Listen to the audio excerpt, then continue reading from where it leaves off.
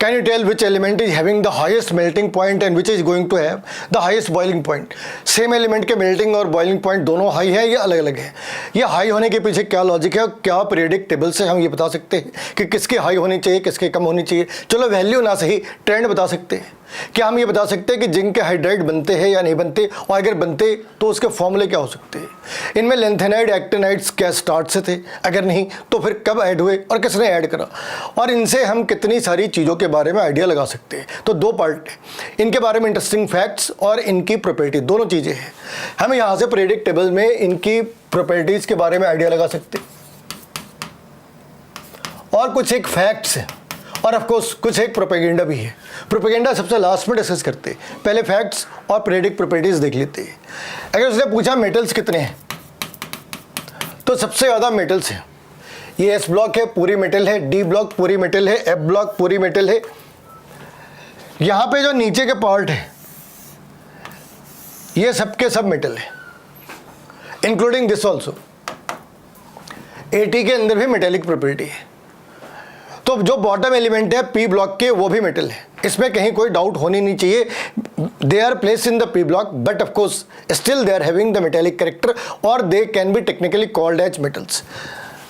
तो इतने सारे पार्ट के अंदर मेटल्स हैं। नॉन मेटल बस इस वाली पार्ट के अंदर है और इसमें भी सारे नॉन मेटल हो ऐसा ज़रूरी नहीं है। एल्यूमिनियम नॉन मेटल नहीं है, एल्यूमिनियम नॉन मेटल नहीं है, ना ही गैलियम नॉन मेटल है, और नीचे तो हो ही नहीं सकता। वैसे ही ना ये नॉन मेटल है, ना ये नॉन मेटल है, ना ये नॉन मेटल है। तो यहाँ पे हमें इन चीज़ों का ध्यान रखना है। इसके अंदर थोड़े से मेटोलाइट्स भी हैं, मेटोलाइट्स भी हैं। यहाँ पे तो इन्होंने बोरोन को भी मेटोलाइट बना रखा है, लेकिन एक्चुअली मेटोलाइट्स यही है। ये जो पार्ट्स है ये मेटोलाइट है। बोरोन एनसीईआरटी के हिसाब से एक नॉन मेटल है और ये एक्चुअली भी नॉन मेटल ही है। पता नहीं क्यों इसे मेटोलाइट बना रखा है। एनसीईआरटी में भी इसे नॉन मेटल ही लिखा है और जो इसकी प्रॉपर्टी है वो भी most close to the non metal है। मेटोलाइट होने के चांसेस इसके बहुत कम है। अगर हमने रिएक्टिविटी की बात करी तो वहाँ पे एक बहुत ही स्ट्रेंज सा ट्रेंड है, और वो स्ट्रेंज सा ट्रेंड क्या है कि आप किसके साथ रिएक्टिविटी की बात कर रहे हैं। अगर वाटर के साथ रिएक्टिविटी की बात कर रहे हैं तो ये लाइन सबसे ज़्यादा है, ये लाइन इसके बाद है। फिर यहाँ पे स्कैंडियम है, लेकिन उतनी आसानी से ये पार्ट रिएक्ट नहीं करते, उतनी आसानी से ये पार्ट रिएक्ट नहीं करते। और तुम जैसे जैसे इस वाली साइड पे जाओगे वाटर के साथ रिएक्ट करने की टेंडेंसी कम हो जाती है, लेकिन फ्लोरीन इसका एक्सेप्शन है। फ्लोरीन वाटर के साथ भी रिएक्ट कर सकता है। ये पी ब्लॉक एलिमेंट के अंदर तुम्हें पढ़ना है। तो रिएक्टिविटी किसके साथ हम कह रहे हैं, जो नॉन मेटल है नॉन मेटल के साथ रिएक्ट करते, लेकिन मेटल नॉन मेटल के साथ भी रिएक्ट करता और वाटर के साथ भी रिएक्ट करता। नॉन मेटल के साथ क्या प्रॉब्लम है, ये नॉन मेटल के साथ भी बॉन्ड बना सकते हैं, लेकिन मेटल के साथ बॉन्ड नहीं बना सकता। ये जितने हैं सारे के सारे मोनो एटॉमिक हैं। जितने भी है सारे के सारे मोनो एटॉमिक हैं। डाई एटॉमिक कितने हो सकते हैं, ऑक्सीजन डाई एटॉमिक है। अगर हम डाई एटॉमिक की बात कर ले तो ऑक्सीजन डाई एटॉमिक है, क्लोरीन डाई एटॉमिक है, फ्लोरीन डाई एटॉमिक है, ब्रोमीन आयोडीन ये डाई एटॉमिक है। ये सारे के सारे मोनो एटॉमिक है, ये सारे के सारे मोनो एटॉमिक है। तो क्या ये कंक्लूड कर ले कि मेटल सारे मोनो एटॉमिक होते हैं और इनर्ट गैस भी मोनो एटॉमिक है, बाकी जो गैसेस है पी ब्लॉक के जो गैसेस है वो डाई एटॉमिक है? आंसर है नहीं। तो क्या पी ब्लॉक के सारे एलिमेंट डाई एटॉमिक है? आंसर है बिल्कुल नहीं। नाइट्रोजन डाई एटॉमिक है मगर फॉस्फोरस टेट्रा एटॉमिक है। ऑक्सीजन डाई एटॉमिक है मगर सल्फर ऑक्टा एटॉमिक है, S8। तो यहाँ पे और एल्यूमिनियम मोनो एटॉमिक है, बोरोन भी मोनो एटॉमिक है। तो डायटॉमिक के नाम पे अपने पास बड़ी लिमिटेड सी चीज़ें हैं, 1, 2 और ये पूरी सीरीज आ गई।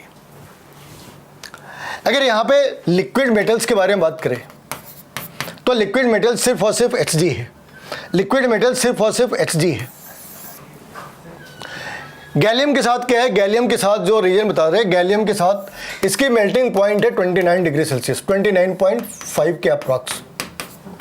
जबकि रूम टेम्परेचर क्या ले रहे, जो रूम टेम्परेचर है वो कितने ले रहे हैं, 25 डिग्री सेल्सियस।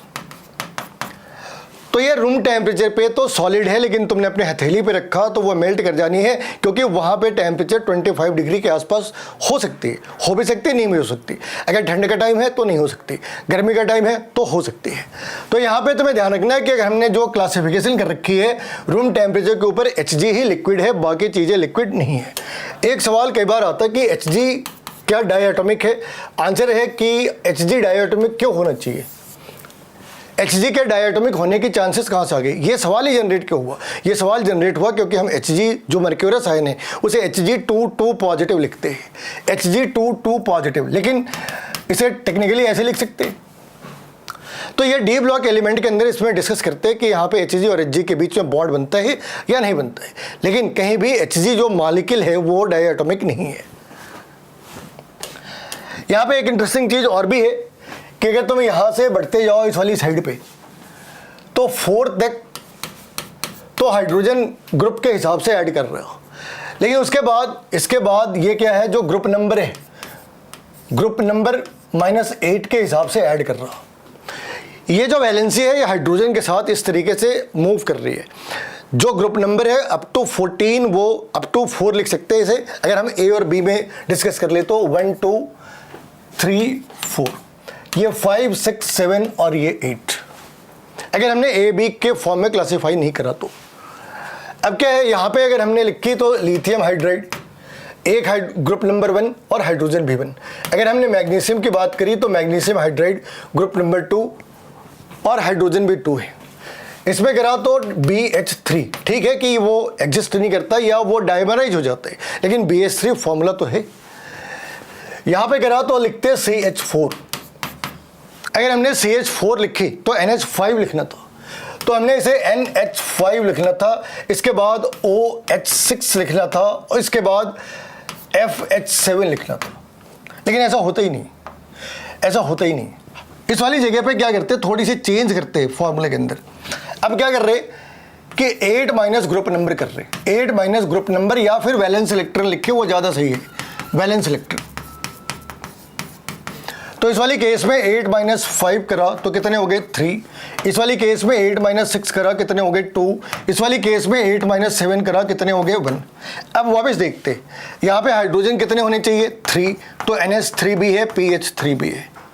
इसमें कितने होने चाहिए भाई 2, तो ये H2O भी है और H2S भी है। यहाँ पे कितने होने चाहिए 1, तो HF भी है, HCl भी है। तो ये जो कॉन्ट्रास्ट है ये हाइड्रोजन के रिस्पेक्ट में है, यानी 4 तक तो मैक्सिमम है, 4 के बाद ये चेंज नहीं होता। और एक सवाल ये भी जनरेट होता है कि ऐसा क्यों नहीं होता, क्योंकि ये सवाल इसलिए ज़्यादा इंपॉर्टेंट है कि ऑक्सीजन के साथ अगर तुम देखोगे तो ऑक्सीजन के साथ ये प्रॉब्लम नहीं है। ऑक्सीजन के साथ यहाँ से स्टार्ट होती है और आखिर तक एक्सेप्ट द इनर्ट गैस वो चीज़ें कंटिन्यू करनी है। जैसे अगर हमने सोडियम के रिस्पेक्ट में लिखी तो Na2O लिखा, इसमें लिखी तो अब ऑक्सीजन की परसेंटेज बढ़ गई, 2 नाइट्रोजन के 2 सोडियम के ऊपर 1 ऑक्सीजन, 1 मैग्नीशियम के ऊपर 1 ऑक्सीजन, 2 एल्यूमिनियम के ऊपर 3 ऑक्सीजन, 1 सिलिकॉन के ऊपर 2 ऑक्सीजन। तो यहाँ पे 1:2 का रेशियो है, यहाँ पे 1:1.5 का रेशियो है, ये 1:1 है, ये 2:1 है। वैसे अगर आगे बढ़ते चले जाओ तो क्या लिख सकते हैं N2O5, क्या लिखा भाई N2O5। इस वाली केस में क्या है N2O5, इसमें क्या लिखा 1:2.5, 1:2.5। नेक्स्ट करा तो नेक्स्ट में क्या लिख सकते हैं भाई, नेक्स्ट वाले केस में क्या लिख सकते हैं SO3, 1:3। नेक्स्ट में क्या लिख सकते हैं Cl2O7, 1:3.5। तो यहां पे ऑक्सीजन के रिस्पेक्ट में continuously left to right valency increase कर रही है, लेकिन हाइड्रोजन के केस में हमने चीज़ें उल्टी कर दी। अब ये सवाल हमें केमिकल बॉन्डिंग के अंदर भी पढ़ना है, पी ब्लॉक के अंदर भी पढ़ना है कि आखिर हाइड्रोजन ने वो प्रॉपर्टी उस तरीके से शो कैसे क्यों नहीं करी जिस तरीके से ऑक्सीजन ने करी। और यहाँ पे आंसर ये है कि ऑक्सीजन क्या इलेक्ट्रोनेगेटिव है, किसके रिस्पेक्ट में, हाइड्रोजन के रिस्पेक्ट में। तो जो इलेक्ट्रोनेगेटिव एलिमेंट है, जो हाईएस्ट ऑक्सीडेशन स्टेट है, जो हाईएस्ट ऑक्सीडेशन स्टेट है, हाईएस्ट ऑक्सीडेशन स्टेट ऑक्सीजन और फ्लोरीन के रिस्पेक्ट में हो सकती है। हाइड्रोजन के रिस्पेक्ट में नहीं हो सकती, ये रूल है। और ये रूल क्यों है, ये हमने पढ़ना है कोऑर्डिनेशन कंपाउंड के अंदर भी और पी ब्लॉक के अंदर भी। तो एक बार वहाँ पे देखेंगे कि ये इलेक्ट्रॉन को अंदर के ऑर्बिटल की साइड में पेयर क्यों नहीं कर पाते या क्यों कर पाते, ठीक है। तो हमें इस बात का ध्यान रखना है कि हाइड्रोजन के रिस्पेक्ट में इसके फॉर्मूले अलग है, ऑक्सीजन के रिस्पेक्ट में इसके फॉर्मूले अलग है। अब अगर हमें मान लो क्लोराइड की बात करनी है, क्लोरीन के केस में क्या इंटरेस्टिंग पार्ट है, अगर हमें क्लोराइड के फॉर्म में बातें करनी है तो वहाँ पे भी हाइड्रोजन जैसी चीज़ें हैं, वहाँ पे भी हाइड्रोजन जैसी चीज़ें हैं कि यहाँ से स्टार्ट करा AlCl3 SiCl4, लेकिन PCl3 भी है, PCl5 भी है, जबकि NCl3 है, NCl5 तो है ही नहीं। वैसे ही यहाँ पे SCl2 है, SCl6 SCl7 ऐसा नहीं है। तो एक पॉइंट के ऊपर हाइड्रोजन और हेलोजन दोनों एक जैसा बिहेव करते, हाइड्रोजन के साथ भी और हेलोजन के साथ भी इनके जो फॉर्मूले हैं वो ऑलमोस्ट एक जैसे हैं, लेकिन हाँ इसमें कुछ कुछ तो डिफरेंसेस भी है। जहाँ पे इंटर हेलोजन कंपाउंड्स है, इस वाली पार्ट में इंटर हेलोजन कंपाउंड्स को डिस्कस नहीं कर रहे, क्योंकि ये पी ब्लॉक या एस ब्लॉक नहीं डिस्कस कर रहे, पीरियोडिक टेबल के इंटरेस्टिंग पार्ट डिस्कस कर रहे हैं। अब अगर मान लो हमने ये सोचा कि इनमें रिएक्टिविटी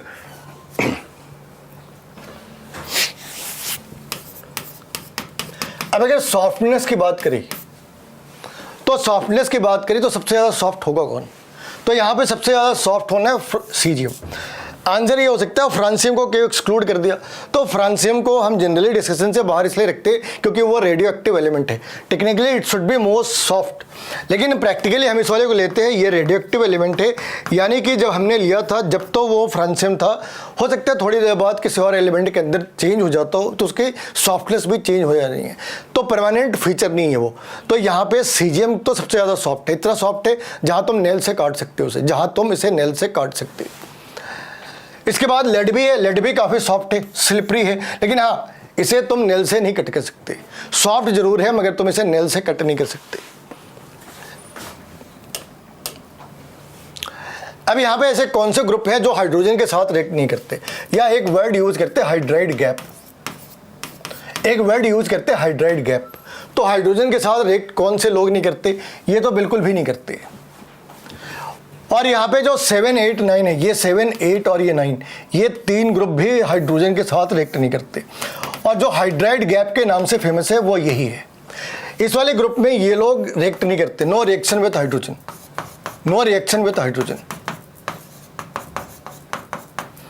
लेकिन ये रिएक्ट करता है, क्रोमियम ओनली क्रोमियम रिएक्ट्स।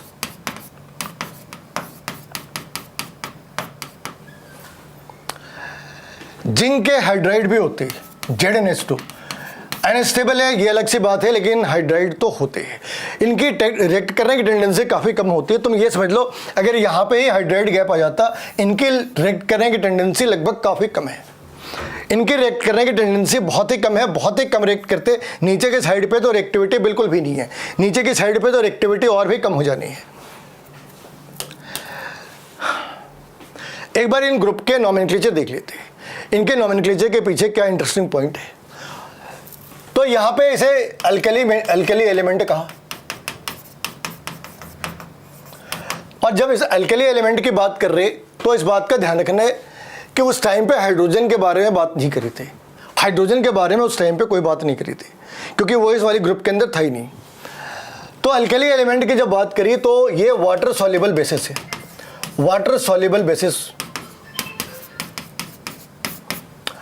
ये सारे के सारे वाटर सॉल्युबल बेस बनाते हैं और ये आज भी वैलिड है, इसे कहते हैं अल्कलाइन अर्थ मेटल। क्या लिखते हैं? Alkaline earth metal. क्यों? क्योंकि एक टाइम पे लोगों की ऐसी परसेप्शन थी कि अर्थ क्रस्ट का मेजर पार्ट इस वाले ग्रुप से बना है, जबकि अर्थ क्रस्ट का जो मेजर पार्ट है, अगर हम एलिमेंट की बात कर ले तो सबसे ज़्यादा ऑक्सीजन है, फिर सल्फर है, फिर एल्यूमिनियम है और फिर Fe है। तो अगर मेटल की बात कर ले, यहाँ पे अगर अर्थ क्रस्ट की कंपोजिशन देख ले तो यहाँ पे पहले जो 3 एलिमेंट है या पहले जो 4 एलिमेंट है वो ये है। तो ये करीब 47% है अप्रॉक्स है, ये करीब 27% है अप्रॉक्स वैल्यू है, ये करीब 9% है अप्रॉक्स वैल्यू है, ये 5% है अप्रॉक्स वैल्यू है, ये 3.6 है अप्रॉक्स वैल्यू है। तो ये इनकी अप्रॉक्स वैल्यू है। इनमें से ये नॉन मेटल है, ये मेटलाइड है, ये मेटल है, बाकी 3 मेटल है, बाकी 3 मेटल है, ये 3 मेटल है। अब अगर अर्थ क्रस्ट इसी ग्रुप से बना है तो इस ग्रुप का तो सिर्फ एक ही एलिमेंट आता है पहले 5 के अंदर में, और उसकी परसेंटेज भी कितनी है 3.6। अगर हम इस वाले से कंपेयर कर ले तो इसके 1/10 से भी कम है। यानी ये हमारी गलतफहमी थी जिसे हमने बाद में रेक्टिफाई करा, लेकिन हमने ग्रुप का नाम आज भी चेंज नहीं करा। आज भी हम ये मान के चलते कि जो अर्थ क्रस्ट का मेजर पार्ट है वो इससे ही बना है, although this has been rejected by the experiment. Experiment कहती है कि नहीं भाई साहब ये आपकी गलती है, तो यहाँ पे हमारी गलती निकल गई। अब ये जो पूरा पार्ट है ना, ये जो पूरा पार्ट है इसे हम कहते हैं ट्रांजिशन एलिमेंट। ये अपना ट्रांजिशन एलिमेंट है और ये अपना सूडो ट्रांजिशन एलिमेंट है।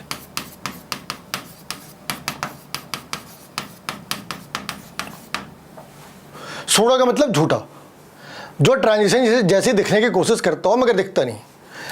तो ट्रांजिशन एलिमेंट और सूडो ट्रांजिशन एलिमेंट में जमीन आसमान के फर्क होते हैं। तो अगर हम ट्रांजिशन एलिमेंट को बाकी एलिमेंट के साथ डिस्कस करेंगे तो जो गुंडे की प्रॉपर्टी होती है ना, वो सारी प्रॉपर्टी ट्रांजिशन एलिमेंट की होती है। जो गुंडे की प्रॉपर्टी है वो सारी प्रॉपर्टी ट्रांजिशन एलिमेंट की होती है। गुंडा क्या करता है, उसकी high melting and boiling point होती है ना। वो सॉलिड होते हैं, दुबला पतला बेकार सा आदमी लड़ सकते हैं क्या? नहीं लड़ सकता। गुंडे की आदत क्या होती है, उसको तुमने पकड़ लिया तो कहा जानते हो कौन है हम, और उसे पुलिस ने पकड़ लिया तो कहा sir I am innocent citizen. तो ये जो वेरिएबल वैलेंसी है ये ट्रांजिशन एलिमेंट की प्रॉपर्टी है, लेकिन सूडो ट्रांजिशन एलिमेंट ऐसा नहीं करता है। जहाँ ट्रांजिशन एलिमेंट की मेल्टिंग एंड बॉइलिंग पॉइंट बहुत हाई है वहाँ पे जिंक एक वोलेटाइल एलिमेंट है और Hg तो लिक्विड मेटल है। तीसरी प्रॉपर्टी क्या हो सकती है, वो सोसाइटी के अंदर कॉम्प्लेक्स सिचुएशन क्रिएट करता है लॉ एंड ऑर्डर का। ये सबके सब कॉम्प्लेक्स बनाते हैं, जबकि जो सूडो ट्रांजिशन एलिमेंट है उसकी कॉम्प्लेक्स फॉर्मिंग एबिलिटी कम है। गुंडे कपड़े कैसे पहनते, कलर्ड। तो ट्रांजिशन एलिमेंट्स आर कलर्ड, जहाँ पे सूडो ट्रांजिशन एलिमेंट कलर्ड नहीं होते। इसके बाद क्या करते, गुंडे क्या करते, उनके आपस में तार जुड़े होते हैं, alloy formation. Transition element alloy बनाते हैं, लेकिन जो सूडो ट्रांजिशन एलिमेंट है उनके एलॉय बनाने की टेंडेंसी बहुत कम है। किसके कॉम्परेटिवली, ट्रांजिशन एलिमेंट के कॉम्परेटिवली। तो ये तो ट्रांजिशन एलिमेंट है, ये सूडो ट्रांजिशन एलिमेंट है। अब अगर तुम्हें ट्रांजिशन और सूडो ट्रांजिशन का लिटरल मीनिंग देखना है तो ट्रांजिशन का मतलब होता है मेटल से नॉन मेटल या दो फेज के बीच का डिफरेंस। इसे ऐसे समझ लो, इसे ऐसे समझ लो कि डे है और नाइट है। ये डे है और ये नाइट है। ऐसे नहीं होता कि 5:59 तक एकदम से रोशनी है और 6 बजते एकदम से अंधेरा हो गया, ऐसा तो होता नहीं। ऐसा होता ही क्या? तो इसके बीच का भी एक पार्ट है जिसे हम कहते हैं इवनिंग, उसमें दिन के कैरेक्टरिस्टिक भी है, रोशनी है, उसमें रात के कैरेक्टरिस्टिक भी है, लो टेम्परेचर है। तो यहाँ पे अब तुम जिद पे आ जाओ कि इसको इवनिंग को डे बोलेंगे नाइट बोलेंगे, तुम्हारी मर्जी भाई। इवनिंग को ना तो डे बोल सकते ना नाइट बोल सकते। तो वैसे ही ये मेटल है और ये नॉन मेटल है, तो फिर इसे क्या बोले? तो फिर से वापस वही बात है कि तुम इसे क्या कहना चाहते। इसके कुछ कैरेक्टरिस्टिक मेटल से मिलते हैं, इसके कुछ एक कैरेक्टरिस्टिक नॉन मेटल के साथ मैच करते हैं। तो आप डिसाइड कर लो। तो बेसिकली बढ़िया है कि आप इसे ट्रांजिशन एलिमेंट रहने दो, है ना। आप इसे बीच का हिस्सा रहने दो, आप इसे मेटल नॉन मेटल के बीच डिवाइड करने की कोशिश मत करो। लेकिन ठीक है, तो ये जो वर्ड है ना ट्रांजिशन, ये एक इंग्लिश का वर्ड है ना कि केमिस्ट्री का वर्ड है। इसका मतलब है दो फेज के बीच का हिस्सा। शॉर्ट लिव्ड हो सकता है मगर इस वाली केस में तो काफ़ी लंबा है। बाकी जगहों पे जहाँ सारे मिला के 10 नहीं होते वहाँ पे ये अकेला ही 10 हो जाते हैं। ये ग्रुप अकेला ही 10 है और बाकी अगर मिला लोगे तो 8 रह जाते हैं। तो ये उस कॉन्सेप्ट के अपोजिट है कि जहाँ पे दिन बड़ा रातें बड़ी शाम छोटे होती है। यहाँ पे उल्टा है, दिन और रात से ज़्यादा बड़ा शाम का पार्ट है, अगर हम लिटरल सेंस में ऐसी बातें करें तो। अब सूडो का क्या मतलब है भाई? सूडो का क्या मतलब है? तो सूडो का तुम ऐसे समझ लो कि बहुत सारे लोग ऐसे मिलेंगे तुम्हें जो कहेंगे राम काल्पनिक है लेकिन शूर्पणखा काल्पनिक नहीं, उसके साथ अत्याचार हुआ था, है ना। महाभारत काल्पनिक है लेकिन एकलव्य काल्पनिक नहीं, उसके साथ अत्याचार हुआ था। तो अगर काल्पनिक है तो सारे काल्पनिक है, और अगर एक्चुअल है तो फिर बाकी चीज़ें भी एक्चुअल है। तो इसे कहते हैं सूडो। ये सूडो लोग हैं, ये काफ़ी एक्सट्रीम सेलेक्टिव हो जाते। तो वैसे ही जो लोग जिनकी विजन वन साइडेड होती है, उनको एक चीज़ दिखती है दूसरी चीज़ नहीं दिखती, उसे ही सूडो कहते हैं।